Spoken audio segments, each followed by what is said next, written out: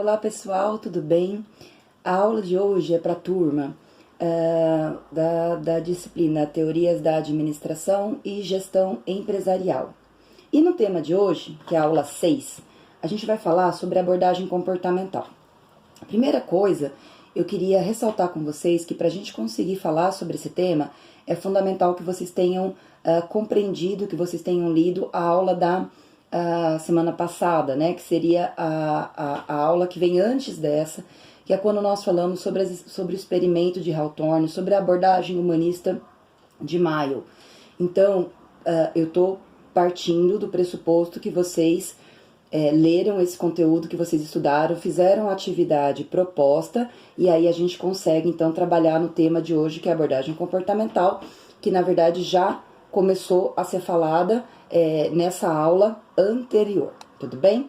Se ficou alguma dúvida, se tem alguma dúvida sobre a aula da semana passada, se vocês leram e não conseguiram entender, por favor, me escrevam, tá? Para que eu possa tirar essas dúvidas e assim fica claro o conteúdo tanto da aula passada como da aula de hoje. Então vamos falar sobre abordagem comportamental, peguem os seus slides, acompanhem comigo. Não vou ler todos os slides, não vou comentar exatamente todos os slides, porque a gente tem um tempo de vídeo curto, tá? Senão eu não consigo postar lá no canal. A gente tem aí no máximo, infelizmente, meia hora é o limite que eu consigo postar. Tudo bem? Então, no primeiro slide, então, a gente faz uma revisão importante, e a gente foi percebendo o quê? Uma revisão da aula da semana passada.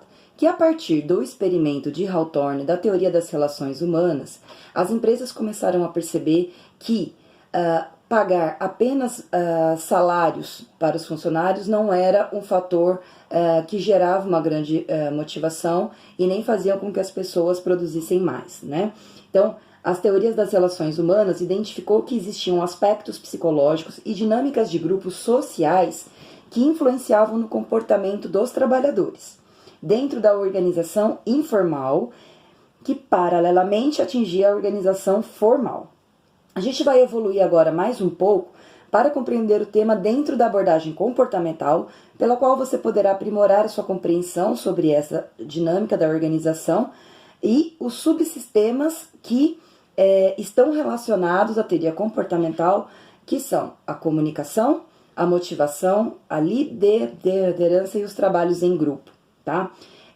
Aqui, gente, eu quero frisar para vocês que eu vou comentar um pouco mais sobre a questão da comunicação e da motivação, e vou deixar a questão da liderança e trabalhos em grupos para a gente ver nas próximas aulas, porque nós teremos aulas no qual a gente vai aprofundar mais esse tema. O que é importante que vocês saibam é que todos esses temas, esses assuntos estão dentro do que propõe aí a abordagem comportamental da administração, ok? Então, vamos lá. As conclusões das experiências de Hawthorne trouxeram alguns questionamentos que precisavam de respostas. Vocês se lembram que durante o experimento, os pesquisadores tentaram em vão, por mais de uma vez, isolar os aspectos psicológicos que vieram à tona durante a pesquisa? Com a maturação dos novos conhecimentos criados naquela oportunidade, os estudiosos da abordagem comportamental perceberam que esses aspectos, na verdade, não eram danosos, os aspectos comportamentais. Ao contrário, as teorias da administração precisavam aprender como utilizá-los a favor dos objetivos organizacionais. Então, durante os experimentos de Hawthorne, apareceram essas questões dos aspectos psicológicos, dos aspectos comportamentais, e a princípio a ideia era: vamos isolar esses aspectos para que eles não interfiram no trabalho das pessoas dentro das empresas. Depois eles viram que não. Bom, primeiro que não teria nem como fazer isso, e depois eles pensaram: bom, já que esses aspectos estão presentes, a gente tem que pensar numa forma de utilizá-los a favor da organização, e que isso pudesse também, de alguma maneira, trazer um bem-estar para os trabalhadores, e que assim eles pudessem produzir mais, ok? Então, uma coisa importante, É a partir, então, das teorias comportamentais, a partir da abordagem humanista de Mayo, que a gente começa com uma preocupação, que a gente começa, dentro, né, das teorias da administração, que começa a ter uma preocupação maior com o trabalhador, que começa a ter uma preocupação maior com os fatores que podem gerar algum tipo de bem-estar, e a partir daí se percebe-se que a organização acaba lucrando mais porque os trabalhadores se sentem mais motivados, mais felizes para poderem produzir e assim produzirem mais, ok? Então, como eu estava dizendo para vocês, né, no próximo slide, existem alguns aspectos comportamentais que influenciaram e ainda continuam influenciando bastante a produtividade dos funcionários. Então, comunicação, motivação, liderança e o trabalho em grupo. Vamos falar então agora um pouco sobre a questão da comunicação, que é também, nós vamos ter, é um fator importante, nós vamos ter muitas aulas, não só nessa de disciplina, né, de TGA, mas a gente vai ter em outras como comportamento organizacional, gestão de pessoas. Então, em todas essas disciplinas a gente vai falar aí sobre a questão da comunicação. Então, dentre os aspectos comportamentais, observou-se que a comunicação era uma das questões que precisava ser trabalhada dentro das empresas. A comunicação é um processo fundamental para a manutenção das relações humanas. Ela representa a troca de informações entre as pessoas.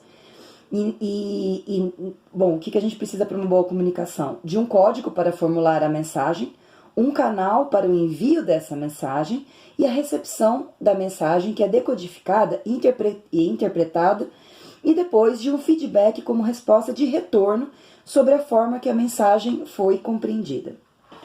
Vejam aqui no slide de vocês, eu coloquei um esqueminha para vocês entenderem como funciona essa questão da comunicação. Então vejam, a gente precisa de uma fonte, né, que é aquela que vai codificar o significado. Essa fonte ela vai, então, enviar a mensagem via transmissor. Eu tenho um canal, que é por onde essa mensagem ela vai ser passada. Um receptor, né, que é quem recebe a mensagem. E o destino, que é a maneira como vai se decodificar essa mensagem recebida. Qual é o ponto principal quando a gente fala de comunicação aqui? É a gente perceber que durante o processo de comunicação podem haver ruídos, né? E os ruídos é aquilo que mais atrapalha a chegada da informação até o receptor. Então, o que poderia ser um ruído? O que é um ruído dentro de uma comunicação? Nas empresas a gente utiliza muito esse termo ruído. Ruído é tudo aquilo que pode atrapalhar a comunicação. Então, um ruído pode ser uma linguagem, de repente você está falando dentro de um idioma que a pessoa não entende.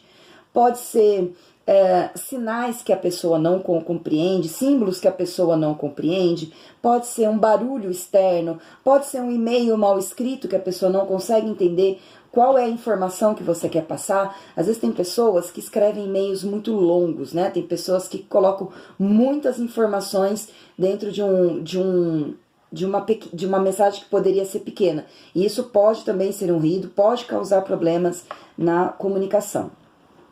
Então, para boa percepção do significado do que se pretende transmitir, é importante que a linguagem e o canal sejam adequados aos receptores, ainda que os ruídos sejam evitados. Então, mesmo que a gente evite ruídos, a gente precisa pensar na questão da linguagem do canal. Assim, as relações humanas na organização informal serão mais nítidas e pontuais. Ok? Bom, então, sobre comunicação, de uma maneira assim, bem resumidazinha, bem simples, seriam esses os pontos, ok? Agora a gente vai passar para um outro aspecto que também é muito importante dentro da abordagem comportamental, que é a questão da motivação. A gente sabe que a motivação, ela envolve aí muitos aspectos psicológicos, né? Muitos aspectos emocionais. E a abordagem comportamental percebeu a importância da motivação para que os funcionários produzissem mais e melhor. A origem das teorias motivacionais está na satisfação das necessidades, as quais acompanham a própria evolução humana. Então, ela é um processo contínuo. Assim, a satisfação está diretamente ligada ao quê? À motivação. Para a gente entender um pouco sobre essa questão da motivação, a gente vai falar sobre a teoria da hierarquia das necessidades, também conhecida como teoria de Maslow, tá? Pessoal que já está aí quase se formando, com certeza já ouviu falar sobre a teoria de Maslow, já ouviu falar sobre a pirâmide de Maslow, é uma das abordagens dentro das teorias comportamentais, uma das mais importantes quando se trata da questão motivacional. Bom, qual era a questão? Qual era o ponto principal e a preocupação de Abraham Maslow, né, que foi esse importante autor da teoria motivacional? Maslow ele entendia o seguinte, que nós seres humanos, nós temos necessidades e que essas necessidades, elas precisam ser satisfeitas. A questão é que essas necessidades, elas obedecem uma hierarquia. Então, nós temos as necessidades básicas e depois temos necessidades que estão acima dessas necessidades básicas. Quando essas necessidades mais básicas, elas são satisfeitas, então as necessidades que vêm logo acima podem ser atendidas. Então, a teoria das necessidades de Maslow, elas obedecem, então, um nível hierárquico, tá? Então, não se esqueçam disso, isso é importante. Então, Maslow ainda defende que quanto mais alto o nível das necessidades, mais saudável é a pessoa. E o comportamento irresponsável de uma pessoa é sintoma de privação das necessidades que estão mais na base da pirâmide. Dê uma olhadinha aqui no próximo slide, eu desenhei, né, coloquei aqui para vocês, a chamada pirâmide de Maslow. Por quê?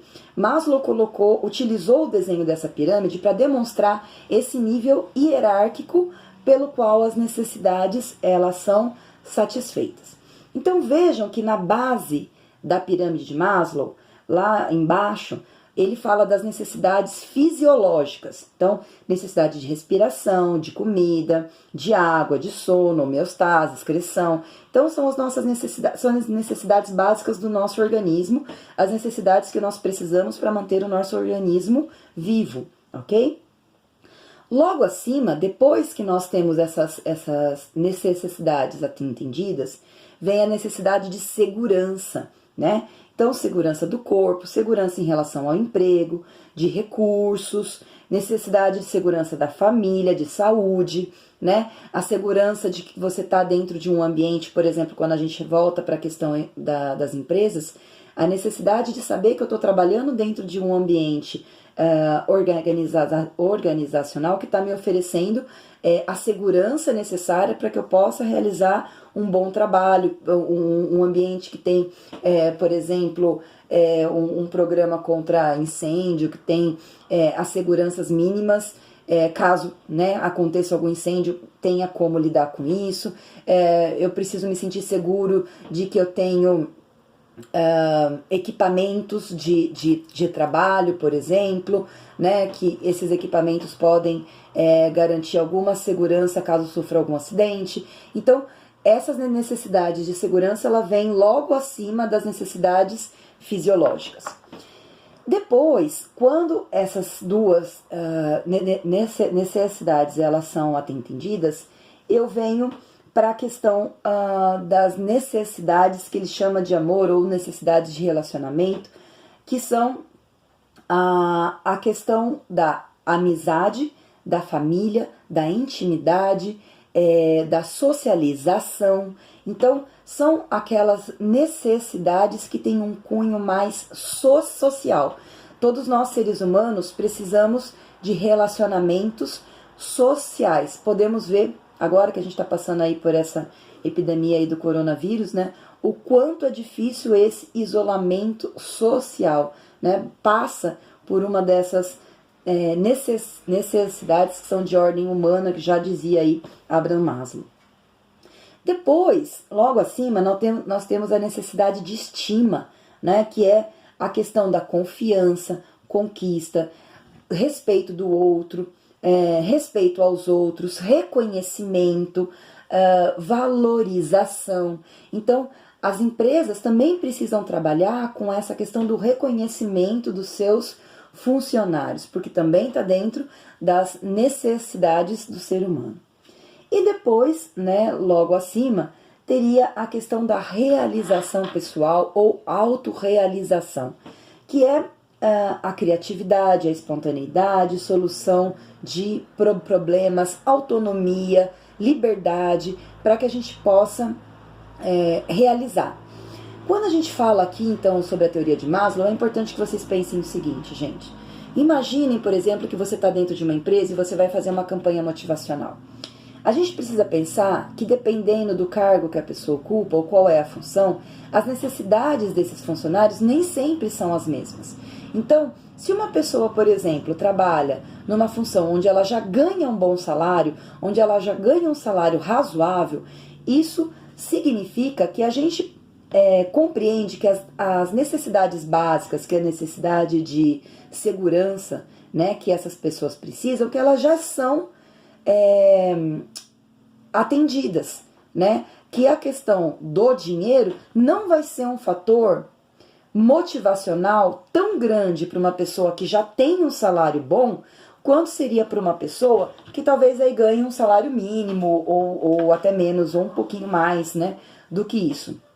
Para essas pessoas que têm um salário mais baixo, então a questão motivacional através do dinheiro, né, através de você pagar um dinheiro para que essa pessoa, por essa pessoa bater a meta da empresa, por exemplo, isso pode ser um fator muito motivacional. Então, as campanhas dariam muito certo. Mas se a gente está fazendo uma campanha motivacional para uma pessoa que já tem um bom salário, talvez a gente pudesse pensar em reconhecimento, né? E de alguma maneira dar mais autonomia para que essa pessoa tome decisões em relação ao próprio trabalho, um reconhecimento, ou talvez uma não sei, premiação com viagens.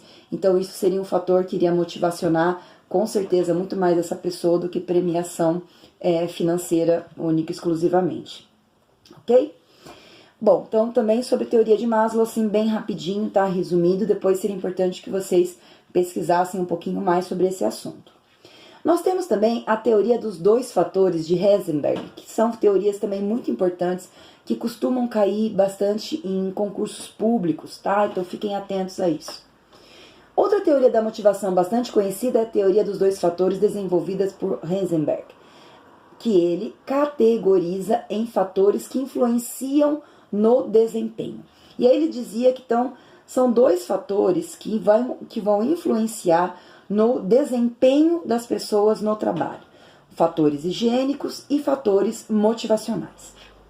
O que seriam então os fatores higiênicos? São aqueles relacionados ao ambiente do trabalho, de forma que, se satisfeitos, eles não vão motivar, porque eles já são percebidos como obrigação da empresa. De modo geral, os trabalhadores estão insatisfeitos com os fatores higiênicos. E esses podem ser representados por salário, supervisão, políticas de administração de pessoal, condições físicas e de segurança no trabalho. A gente entende, pessoal, que esses fatores, eles já são uma obrigação da empresa de fornecer para quem trabalha. Todo mundo que trabalha tem que ganhar um salário, todo mundo que trabalha precisa ter alguma condição de segurança, tem que ter as condições físicas e de trabalho garantidas, certo? Então, você dizer para este funcionário que ter isso seria um fator motivacional, ele não vai entender isso como um fator motivacional, porque isso não é um a mais, né? Isso é algo que já é obrigação da empresa. Então, é os chamados fatores higiênicos. Mas nós temos também o que ele chamava de fatores motivacionais em si, que são aqueles fatores que realmente podem motivar o funcionário e que pode fazer com que ele se sinta realizado e assim produzir mais. Então, os fatores motivacionais são aqueles relacionados ao conteúdo do trabalho. De forma que, se satisfeitos, as pessoas elas podem se sentir motivadas. Então, eles são relacionados ao quê? A percepção de realização e orgulho pelo trabalho, a responsabilidade que está relacionada a isso, possibilidade de crescimento pessoal e profissional, prestígio e reconhecimento pelo trabalho realizado.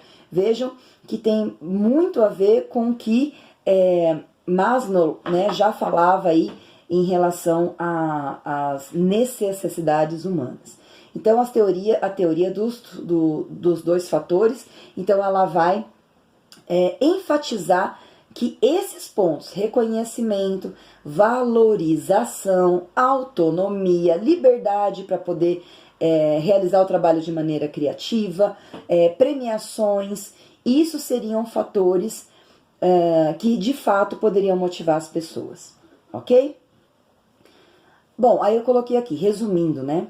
Sobre a motivação, geralmente a empresa é capaz de satisfazer as expectativas estruturais e formais dos trabalhadores e os gerentes são os que devem realizar programas e ações capazes de satisfazer as expectativas psicológicas desses trabalhadores.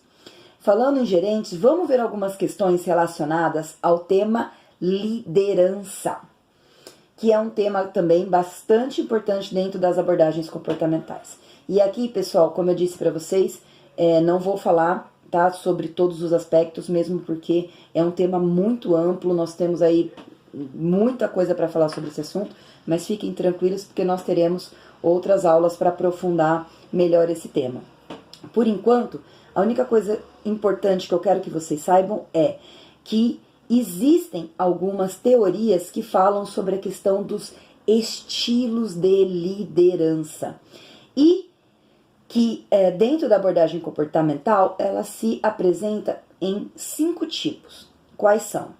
Nós temos o líder tirânico, o autocrático, o democrático, o liberal e o demagogo. Vamos ver quais são cada um deles. Qual é aquele estilo de líder tirânico? É aquele que usa do abuso de autoridade e excesso de poder para conseguir fazer com que os seus funcionários trabalhem da maneira como ele quer, né? A gente já sabe que esse estilo é um estilo mais complicado.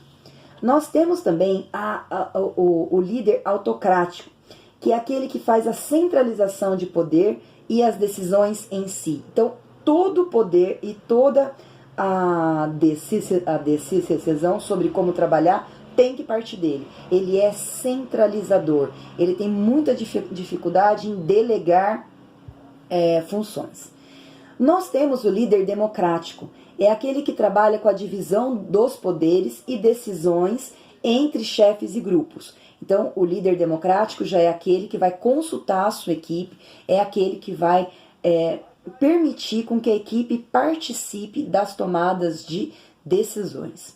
Nós temos aquele que é mais liberal, que é aquele que delega o poder e praticamente toda a decisão para o grupo, né? E nós temos o líder que costuma fazer muita demagogia, né? Que é aquele que busca a popularidade, ou seja, o respeito da sua equipe, sendo legalzão, né? É aquele líder que vai tentar de alguma maneira manipular a sua equipe para que ele possa ser aceito pelo grupo, ok?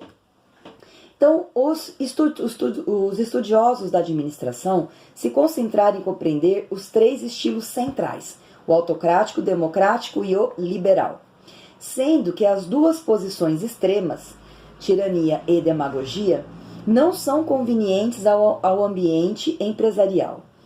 Na liderança autocrática, o poder de decisão é centralizado no chefe, ideal para situações tensas, situações em que precisam de uma atitude, de uma resposta rápida, ok? E também é muito usado quando é uma equipe muito imatura, uma equipe que está começando agora. Aí, de fato, a gente precisa realmente de um líder mais autocrático.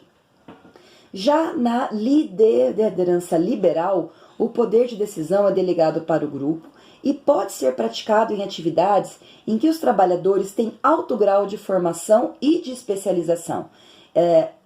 Quando você está com uma equipe já mais madura, uma equipe que pode caminhar bem, então esse estilo mais liberal, ele cai bem, né? Ele pode ser usado de uma maneira mais tranquila.